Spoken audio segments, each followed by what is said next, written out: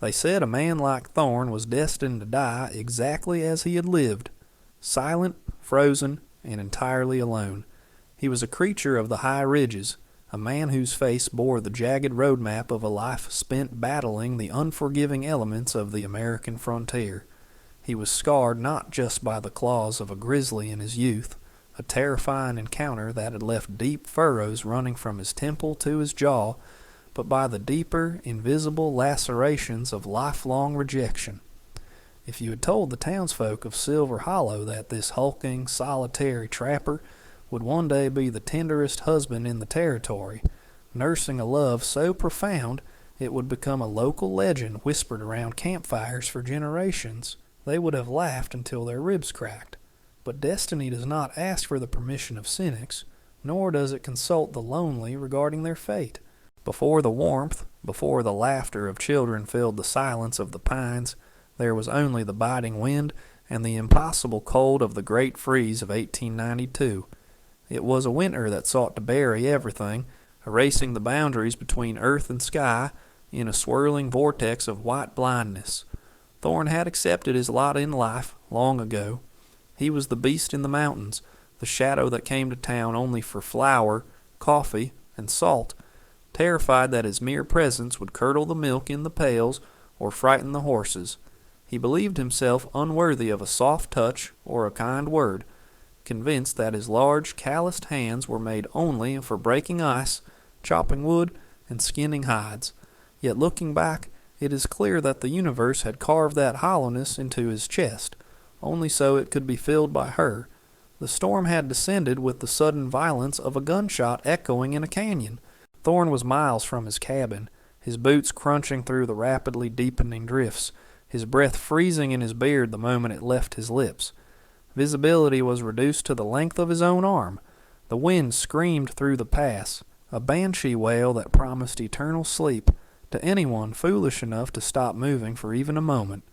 He kept his head down, trusting the instincts that had kept him alive for 30 years in the wild, when a flash of color disrupted the endless monotony of gray and white.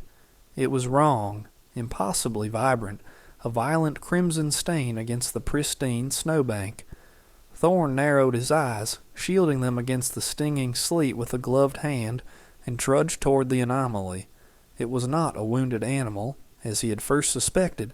It was a woman. She was curled into a tight ball, half buried, a fragile sculpture of ice and silk abandoned to the mercy of the elements. She wore no heavy wool, no fur, no leather, only a tattered red dress of a style Thorn had never seen. It was silk, embroidered with golden threads that now looked like frost-bitten veins, a garment meant for a palace, not a blizzard. She was motionless, her skin the color of pale marble, her black hair fanned out against the snow like spilled ink. Panic, hot and unfamiliar, surged through Thorn's chest. He dropped to his knees, his massive frame acting as a windbreak, and stripped off his heavy buffalo hide coat. But as he looked at her, he knew the coat alone wouldn't be enough to bring her back from the brink. He reached into his saddle pack and pulled out his most prized possession, a thick woolen blanket woven with intricate geometric patterns in deep blues and grays. It was the only heirloom his mother had left him before she passed, a tangible reminder of the only softness he had ever known. With trembling fingers that felt clumsy and thick, he wrapped the stranger in the blanket. He swaddled her tightly, binding her to the warmth he offered, tucking the edges in to seal out the biting wind. He didn't know then that this simple, desperate act of charity was a binding covenant, a ritual older than the mountains themselves in the eyes of the woman he held. He only knew that she was too small, too beautiful, and far too cold to be left to the wolves. Thorn lifted her, shocked by how light she felt against his chest, as if her bones were made of hollow bird wings. The journey back to the cabin was a blur of physical agony.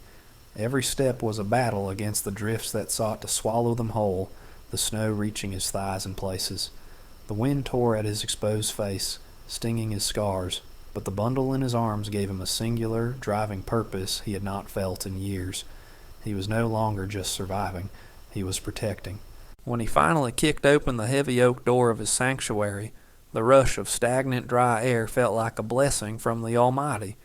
He laid her on the hearth, ignoring the ache in his own frozen joints, and immediately set to work, building the fire up from its dying embers. The flames roared to life, casting dancing shadows against the rough-hewn log walls. Thorn worked with a frantic efficiency, heating flat river stones to place near her feet, rubbing her hands between his giant rough palms to coax the blood back into circulation.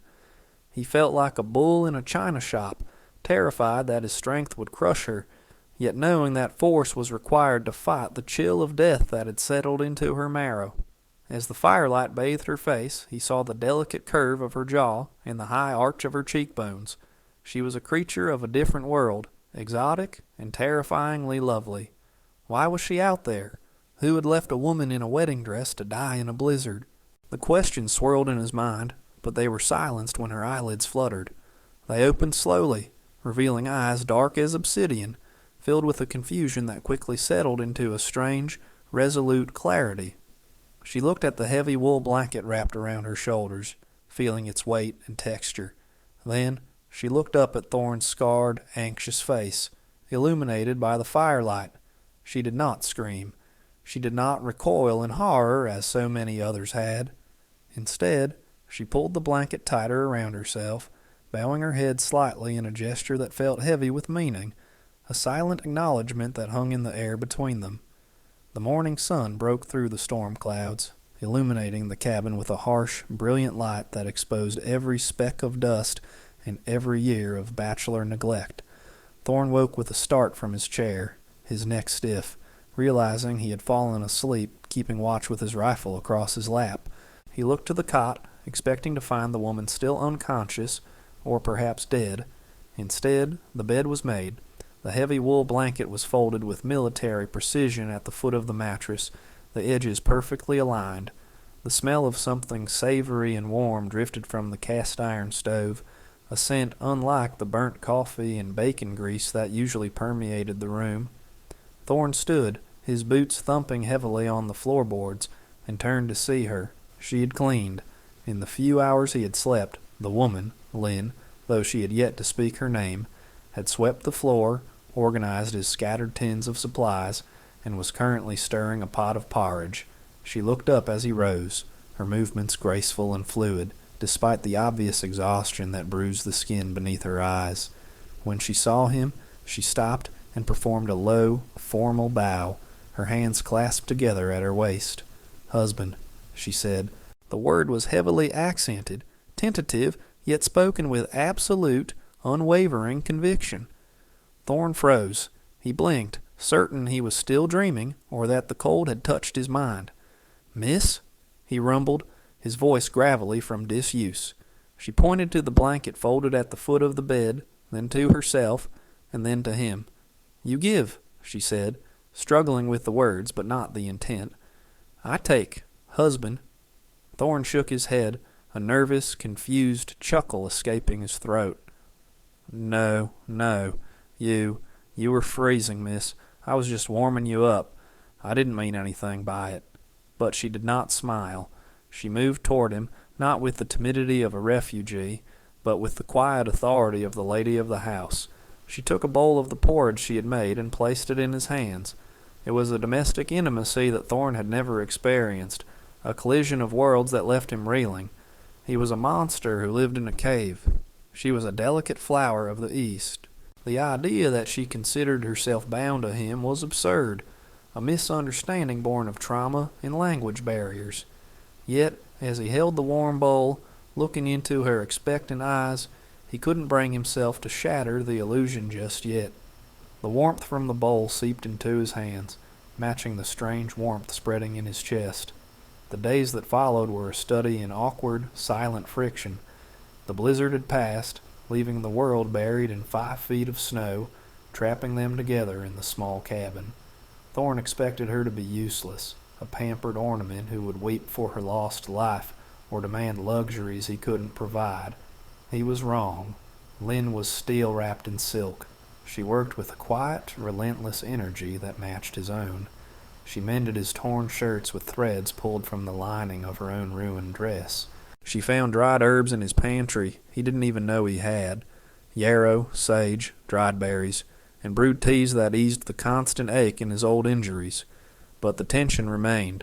Thorne slept on the floor near the door, rolled in a spare buffalo hide like a guard dog, refusing to take the bed while she was there. He felt the weight of his own unworthiness pressing down on him. He was too big, too scarred, too rough. Every time he caught his reflection in the window pane, he saw a beast standing next to a princess. He tried to explain, using simple words and gestures, that she was free to go as soon as the pass cleared.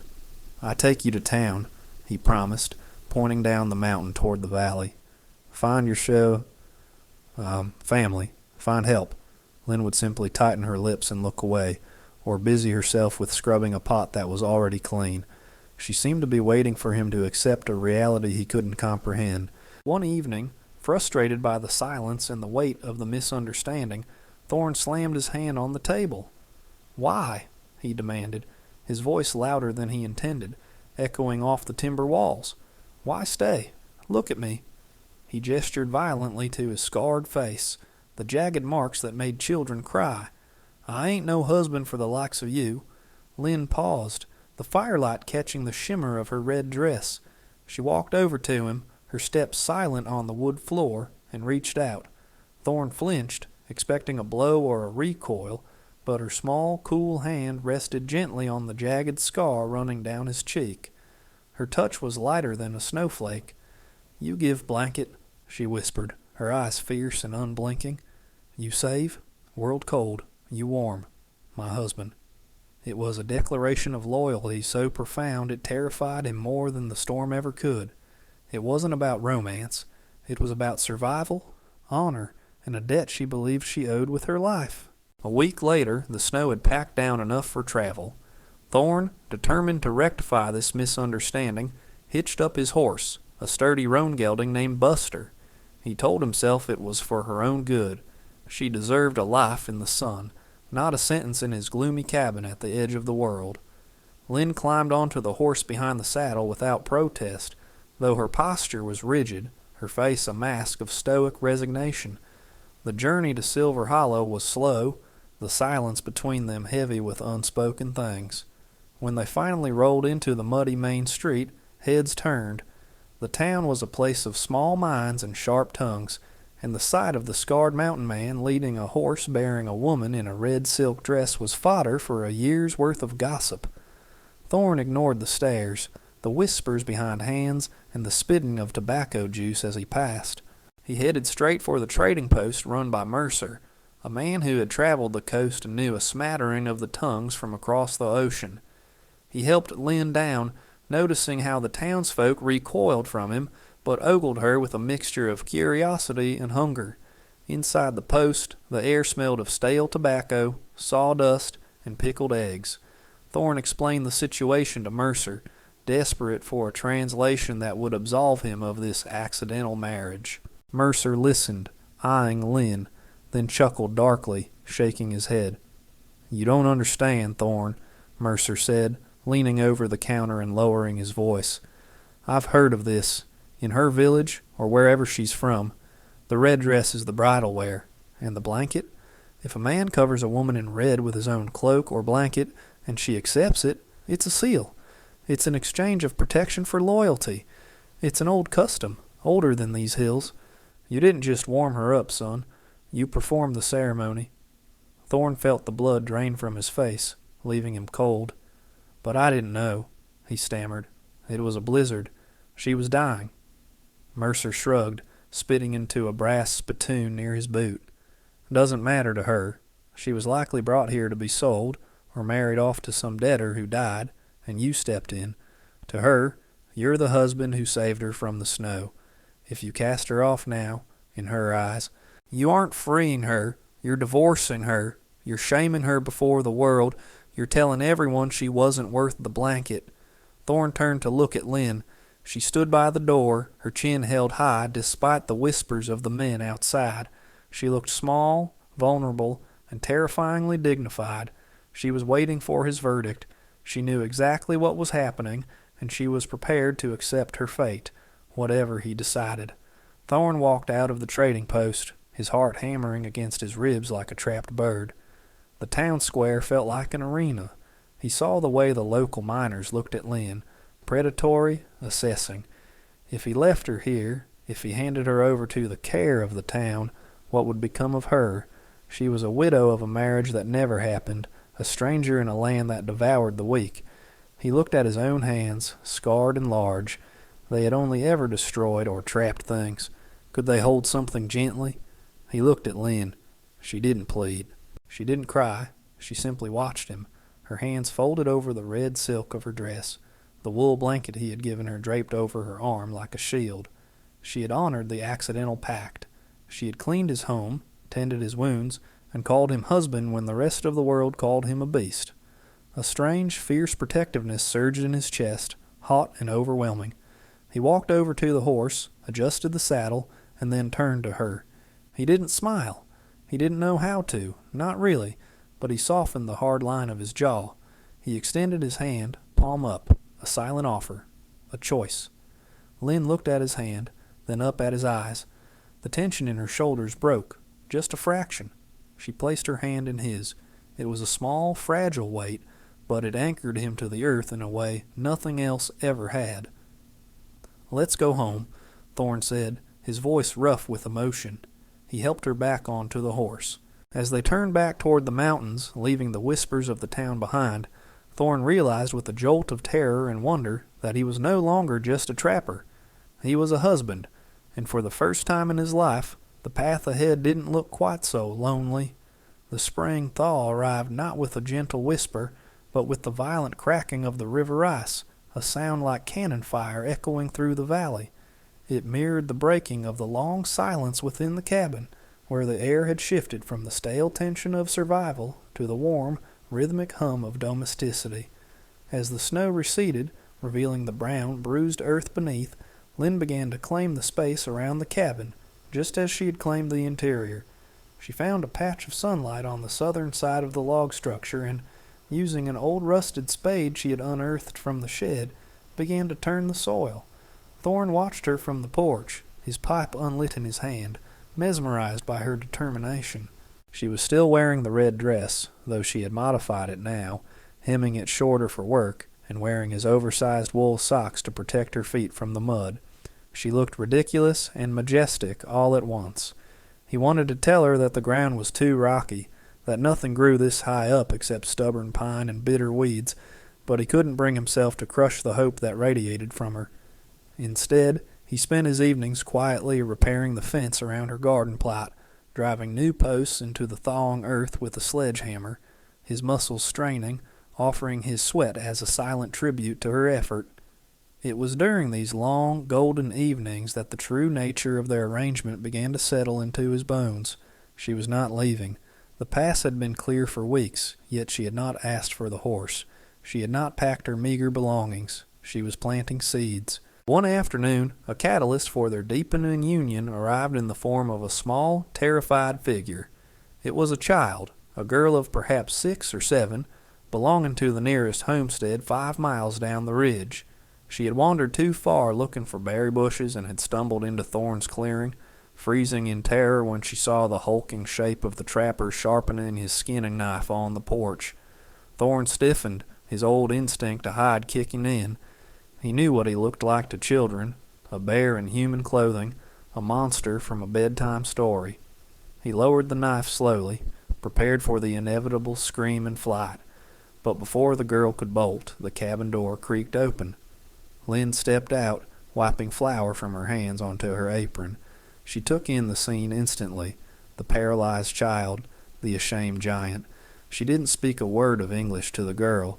Instead, she knelt in the mud, bringing herself down to the child's eye level. She smiled, a genuine, radiant expression that Thorne rarely saw directed at him, and pulled a small, sweet, heavy cake from her pocket. She held it out, not to the girl, but to Thorne. She gestured for him to give it. It was a test and a bridge. Thorne hesitated, his heart hammering against his ribs. He stood slowly, his massive shadow falling over the girl, and extended the treat with a hand that trembled slightly. The girl looked at Lynn, who nodded encouragingly, and then at the scarred man. She took the cake. The contact was brief, her small fingers brushing his calloused palm, but it felt like a lightning strike. The girl didn't run. She ate the cake, sitting on the porch steps while Lynn hummed a tune from a land far away. For the first time, Thorne wasn't the beast in the woods. He was just a man with a porch and a wife who made sweet cakes. Summer descended on the mountain with a fierce, dry heat that smelled of pine resin and dusty sage.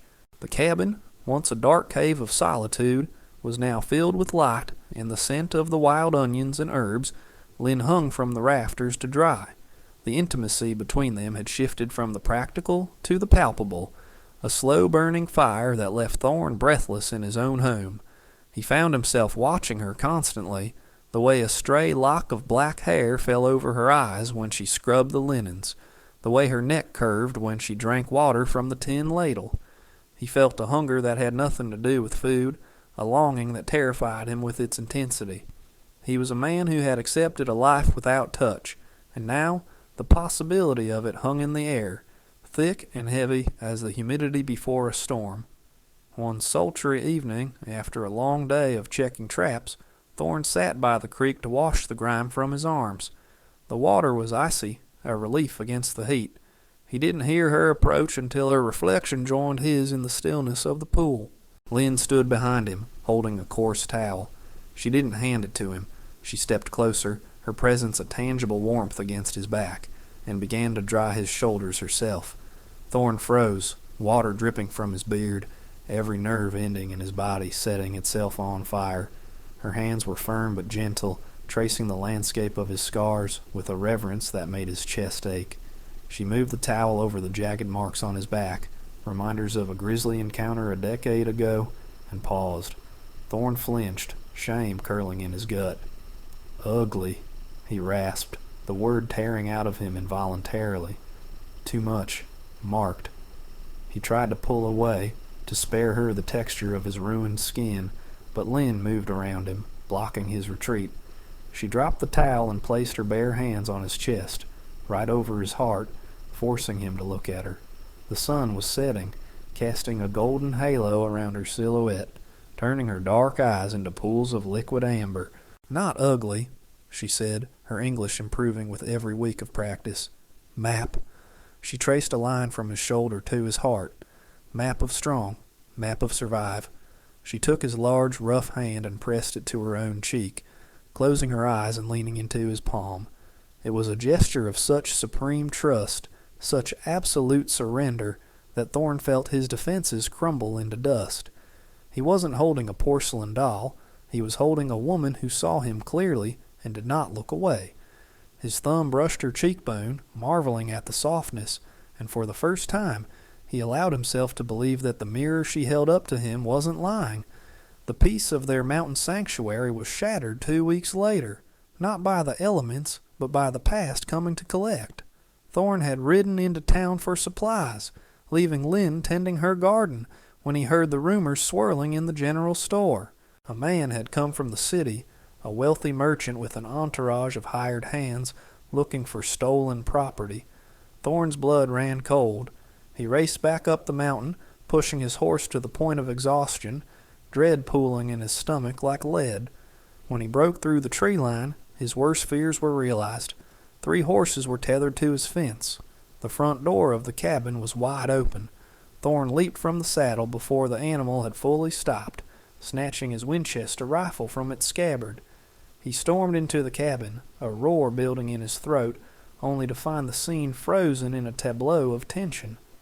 Lynn was standing by the hearth, gripping a heavy iron poker, her face pale but fierce. Opposite her stood a man in a pristine gray suit, holding a handkerchief to his nose as if the very air of the cabin offended him. 2 armed thugs stood by the door, smirking. The man turned as Thorne entered, his eyes flicking over the trapper with disdain. "Ah," the stranger drawled, his voice oily and smooth. "The beast returns to his den, and here I was, trying to explain to your housekeeper that she has obligations elsewhere." Thorne leveled the rifle at the man's chest, the barrel steady as a rock. "Get out," he growled, the sound low and vibrating with menace. The man, who introduced himself as Mr. Harrington, chuckled without humor. He reached into his coat and produced a piece of paper. "I hold the contract on her passage, Mr. Trapper. She was imported, paid for. She is to work off her debt in the gilded houses of San Francisco, not play house in a shack with a savage." He took a step toward Lynn. "She is property, and you're a thief." The word hung in the air, ugly and violent. Thorne looked at Lynn. She wasn't looking at Harrington. She was looking at him, her eyes wide with fear, not for herself, but for what Thorne might do. She shook her head slightly, a silent plea. Thorne understood. If he shot this man, the law would come. They would hang him, and she would be taken anyway. Violence was the tool of the beast, but today he needed the strength of a husband. He slowly lowered the rifle, leaning it against the wall. Harrington smiled triumphantly. "Wise choice. Now, girl, come along." But Thorne stepped between them, his massive frame creating a wall of muscle and resolve. "No," Thorne said. His voice was not a growl now. It was the calm, immovable tone of the mountain itself. "I will buy the debt," Thorne stated, the words heavy and final. Harrington raised an eyebrow, looking around the modest cabin with a sneer. "You? With what? Pelts and pine cones?" Thorne moved to the loose floorboard beneath his cot, the hiding place of a lifetime of solitude. He pried it up and pulled out a heavy leather sack. Inside was gold dust, coins, and bills, every cent he had saved from 30 years of trapping, money he had hoarded because he had no one to spend it on, no future to invest in. It was a fortune amassed in silence and isolation. He threw the sack onto the table. It landed with a heavy, solid thud that silenced the room. "Take it," Thorne said. "Take it all. The furs in the shed, too. Take the horse. But she stays." Harrington's eyes widened as he opened the sack. It was more than the debt. It was enough to buy a small town. Greed warred with pride on his face, but greed won. He snatched the bag, signaling his men. "A fool and his money," Harrington scoffed, backing toward the door. "She isn't worth half that." He tipped his hat mockingly to Lynn. "You're lucky, darling. He bought you, though I can't imagine why." As the men rode away, their laughter fading down the canyon, silence rushed back into the room, louder and more painful than before. Thorne stood by the table, his hands empty, his life savings gone. He felt a sudden, crushing wave of insecurity. He had bought her, just as Harrington said. He had made it a transaction. Thorne turned away, unable to face her, staring out the window at the dust the riders had kicked up. "You're free," he whispered, his voice cracking. "I paid the paper. You don't owe anyone anything now. Not him. Not me." He gripped the windowsill until his knuckles turned white. "You can go to the city now. Find a life. A real husband. Someone who doesn't look like this." He waited for the sound of her footsteps moving toward the door. He waited for the inevitable relief that she would finally escape his wretched existence. Instead, he felt a sudden, sharp impact against his back. Lynn had crossed the room and slammed into him, wrapping her arms around his waist from behind, pressing her face against his spine. She was shaking, he realized. Crying? No, she was angry. She squeezed him so tight it hurt. "Stupid man," she sobbed into his shirt, her voice muffled but fierce. "Stupid, big, blind husband."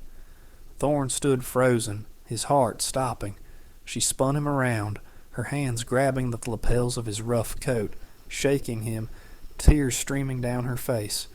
"You pay gold for me to leave?" she demanded, her eyes blazing. "You think I stay for debt? You think I stay for blanket?" She slapped his chest with her open palm. "I stay for you. Only you." The realization hit Thorne like a physical blow, staggering him. She wasn't bound by the blanket anymore. She wasn't bound by the snow, or the debt, or the lack of options. She was choosing him. The beast, the recluse, the scarred tragedy of Silver Hollow. He looked down at her, seeing the fierce love burning through her tears, and finally, the wall around his heart collapsed. He reached out, cupping her face in his giant hands, treating her like the most precious thing in the world. "Lynn," he breathed, speaking her name like a prayer. He leaned down, and when he kissed her, it wasn't tentative. It was the desperate, starving claim of a man who had been drowning and had finally found air. It was a kiss that tasted of salt and hope and the end of winter. The wind howled outside, a summer storm rolling in, but inside there was only the fire of a promise kept. Years later, they would say that the winter of '92 was the coldest on record, but for the family in the cabin at the timberline, it was the beginning of the eternal spring. The cabin had grown over the years, a new room added here, a larger porch there, filled with the noise of 3 children who had their mother's dark eyes and their father's stubborn resilience. Thorne still trapped, but he no longer hid. He walked into town with his head high, his wife on his arm, daring anyone to look at them with anything but respect. And they did respect them, for love of that magnitude demands it. On cold nights, when the wind whistled through the eaves, Thorne would sit in his rocking chair by the fire, watching Lynn mend the clothes of their youngest.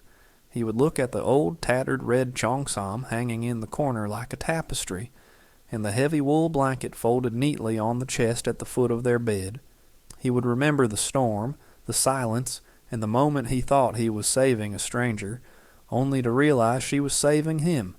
He would catch her eye across the room, and she would smile, that knowing, intimate smile that said she remembered too. He was no longer the man in the ice. He was Thorne, the husband, the father, the man who had traded a blanket for a soul and found that he had gotten the better end of the bargain.